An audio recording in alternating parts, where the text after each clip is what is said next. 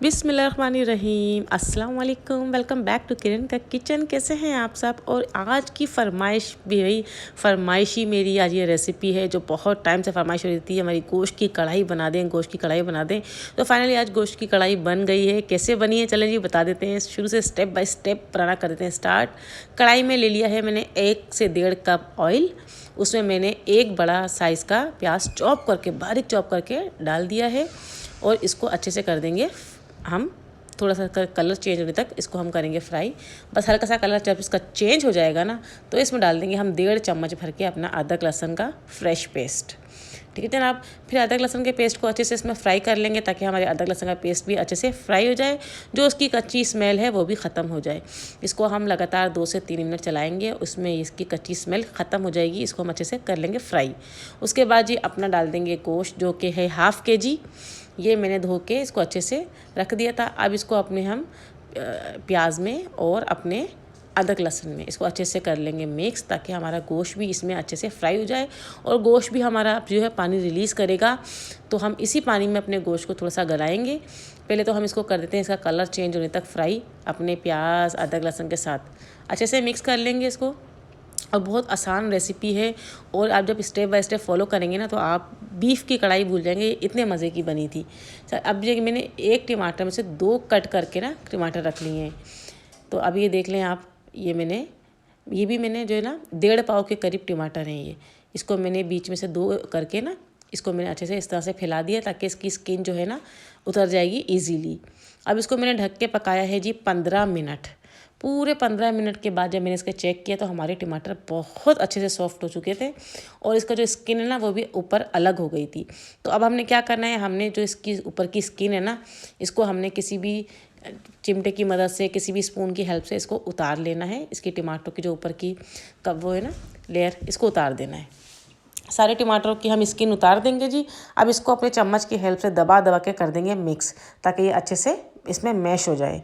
हम इसको अच्छे से अपने चम्मच की हेल्प से इसको मिक्स करेंगे, इसके अंदर दबा दबा के प्रेस करके इसको हम अच्छे से मिक्स कर लेंगे, मैश कर लेंगे बिल्कुल अपने मसाले के साथ।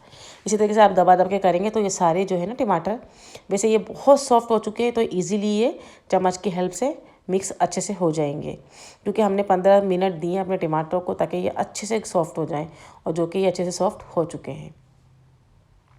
अब इसको अच्छे से कर देंगे मिक्स। अब इसमें डालेंगे जी हम अपने मसाले। जैसे मैंने 1 चम्मच डाला है नमक आप अपने हस्ब ज़रूर डालें।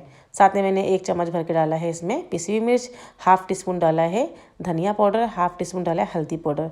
क्योंकि धनिया हम इसके ऊपर से भी डालेंगे भून के, वो मैं आपको सीक्रेट इसका मसाला बताऊंगी कढ़ाई का, जिससे कढ़ाई का मसाला जो है ना बहुत प्यारी खुशबू आती है, और टेस्ट जो है ना बहुत अच्छा होता है। वो मैं आपको आगे मसाला इसका बताऊँगी। अच्छे से मसाले अपने डाल दिए हैं। अब अपने मसालों को भी भून लेंगे अच्छे से अपने गोश्त के साथ और टमाटर के साथ, ताकि हमारे मसाले भी अच्छे से भून जाएं। कोई भी मसाला जो भी हमने पाउडर फॉर्म में मसाले डाले हैं ना, सब अच्छे से मिक्स हो जाएं हमारे गोश्त के अंदर। और अब इसमें डाल देंगे हम जी 1 गिलास पानी, क्योंकि ऑलरेडी हमारे गोश्त को पकते हुए 20 मिनट हो चुके थे। 15 मिनट हमने टमाटर के साथ पकाए थे, 5 मिनट हमने इसको भून के पकाया था। अब 1 गिलास पानी डालने के बाद हम इसको छोड़ देंगे 15-20 मिनट के लिए। और ये कुछ मसाले हैं जिनको हम फ्राई करके हल्का सा सोटे करके इसको हम पीस लेंगे, जिसमें है साबुत मिर्चें, कसूरी मेथी, ज़ीरा और काली मिर्चें। इसको मैंने अच्छे से फ्राई कर लिया था तवे पे, और उसको मैंने कूट लिया बारीक बारीक सा। अब ये देखें पूरे 15 से 20 मिनट के बाद हमारा जो गोश्त है ना वो अच्छे से गल चुका है, और हमारा तेल जो है ना वो बिल्कुल सेपरेट हो गया है।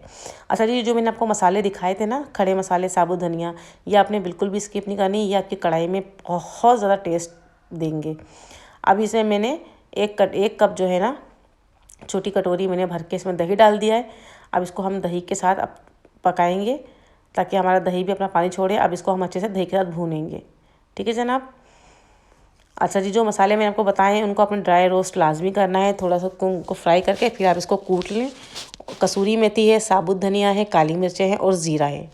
ये 5 चीज़ें हैं, 4 चीज़ें। आप इनको अच्छे से फ्राई करके हल्का सा तवे पे भून के इसको आप कूट लें, किसी भी ग्राइंडर में या किसी चक्कू बट्टे में, जिससे आपका दिल चाहे। इसको कूट के ना फिर आप इसको, जब ये हमारी कढ़ाई रेडी हो जाएगी तो आपने इसमें 1 चम्मच उसका ऐड कर देना है। अब अच्छे से देखिए मैंने मसाला अच्छे से भून लिया है, हमने दही डाल दी है इसमें। अब हम इसको ढक कर पका लेंगे, ताकि दही अपना पानी छोड़ेगा, ताकि उस पानी में हमारा जो गोश्त थोड़ा बहुत है वो भी टेंडर हो जाएगा।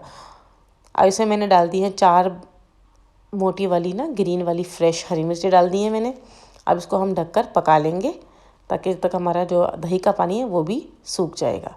ये देखिए जी, हमारा दही का पानी कितने अच्छे से ड्राई हो गया है और ऑयल जो है ना वो बिल्कुल सेपरेट हो गया है और हमारा गोश्त जो है ना गोश्त की कढ़ाई वो 100% बन के रेडी हो चुकी है, बिल्कुल ये कुक हो चुकी है। अच्छा, इस पॉइंट पे जब मैंने ना इसमें 1 चम्मच वो मसाला डाला था जिसकी क्लिप जो है ना वो मुझसे हो गई मिस, तो आपने इसी पॉइंट पे वो मसाला ऐड करना है। ठीक है जनाब, वो क्लिप मुझसे मिस हो गई थी, मैंने इस पॉइंट पे वो 1 चम्मच मसाला ऐड किया था। अब इसमें हम डाल देंगे अपना अदरक जो मैंने बारीक करके डाला है, साथ में हरे धनिया के पत्ते गार्निश के लिए और अच्छे से लुक के लिए। अब ये देखें, ये हमारी कढ़ाई जो है ना परफेक्टली रेडी हो गई है, बिल्कुल रेस्टोरेंट इससे भी इसका अच्छा टेस्ट है।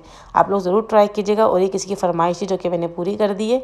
होप यू आपको मेरी आज की ये वीडियो पसंद आई होगी। पसंद आए तो अपनी फैमिली के साथ, अपने फ्रेंड के साथ शेयर कर दीजिएगा और जो न्यू है वो चैनल को सब्सक्राइब कर दीजिएगा।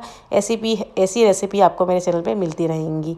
इंशाल्लाह नेक्स्ट वीडियो में मुलाकात करूँगी, तब तक अपना ढेर सारा ख्याल रखिएगा, मुझे दुआओं में याद रखिएगा। अल्लाह हाफिज़।